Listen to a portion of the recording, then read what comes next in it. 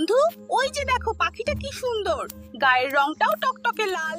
আরে না বন্ধু, ওই পাখিটার গায়ের রং হলো খয়েরি। আরে না, আমি বলছি এটা লাল রঙের পাখি।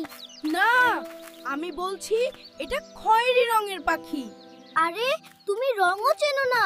আমি ঠিকই চিনি, তুমি চিনো না।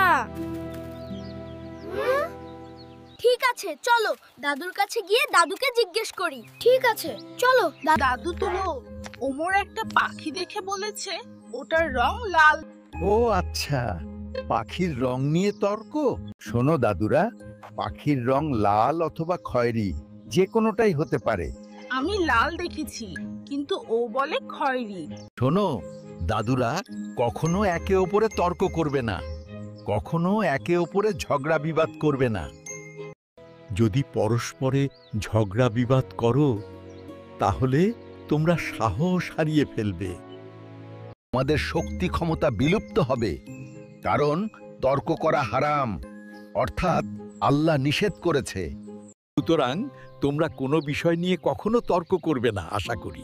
ঠিক আছে দাদু, আমরা আর তর্ক করব না।